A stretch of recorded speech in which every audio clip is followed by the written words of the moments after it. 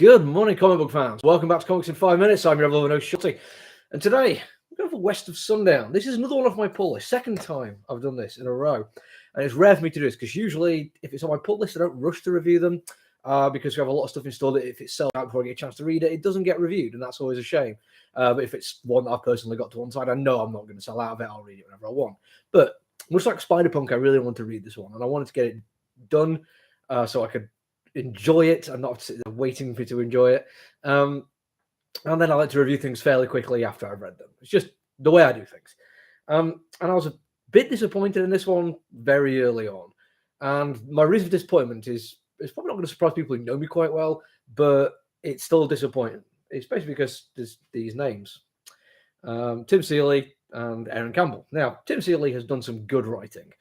Not necessarily an A-class writer, in my opinion. He's done some interesting things, and he's worth paying attention to. He did a lot of the Vampire Masquerade stuff for Vault, which is really, really good, and a few of the horror bits and pieces for Vertigo back in the day, etc., etc. He is a good horror writer, so him doing something which is a mixture of my two favorite genres, horrors and westerns, I was like, yeah, okay, this sounds like he's going to be good. And then Aaron Campbell gets involved, and I love Aaron Campbell's artwork. Like, I really do like it. Suicide Squad Blaze is fantastic. His run on Hellblazer was amazing. There's probably a few other things I can't think off the top of my head, but those two are the ones that I'm remembering. And his style is fantastic. It lends itself brilliantly to a kind of dark, visceral horror. Him just doing the writing, well, okay, who's going to do the artwork then? And, well, that's Jim Terry. I literally just had to check the credit page there because I forgot his name. And he's an artist I wasn't particularly familiar with. And I'm disappointed when I see Aaron Campbell's involved in a comic book and I open it up and it's not his artwork. It is not to say that Terry's artwork isn't good. In fact, I'd go a little bit above that. It is great at times. It's not great all the way through. It's a little bit basic in places, but not to its detriment. It's not like, oh, how basic. It's more just there is signs of really good ability here. Absolutely fantastic moments, some great action sequences, some very intelligent page layout kind of stuff, and he does really good individual people. He does a lot of justice, and when he gets to the horror moments, he is really quite good. But kind of like a test of a good artist is that they can keep your attention on pages where there's nothing particularly dynamic happening. If it's somebody just sitting writing a journal, for instance, sometimes that does happen. Like the page layout of A Journey Around the Americas is fantastically done. Adds a whole bunch to the story. But there's other times when it's just him sitting there writing a journal, and I think there's a chance to do something a little bit more with negative space here. There's a chance to play around with the idea of the non-linear storytelling that they're doing to kind of evoke something of the past rather than just be, oh, and this was 10 years ago. Because now we're going to get to the storytelling. And this is effectively the story of one man, Dooley, who finds or meets a vampire, and they go and have some fun together. There's some kind of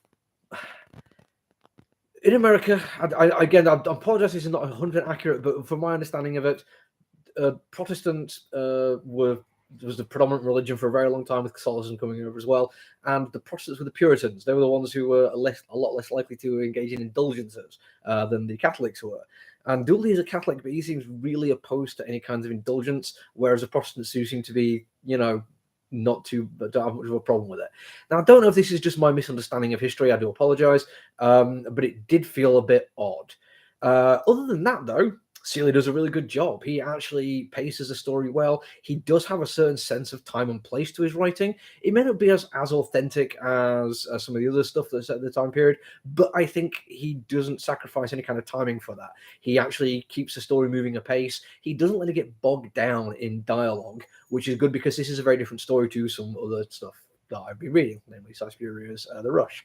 But what I've mainly got the sense of is this is actually just a character piece on Dooley. It's going to be a story of him, how he came to be the man he is, his journey, his life, decisions he's made, things that happened to him.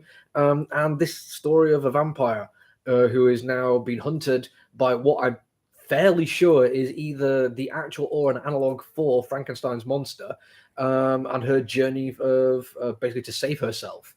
I think that is going to be the background story to a tale of this young Irish man who joined the Confederacy and fought in their war. And don't get me wrong, I think that's going to be an interesting story.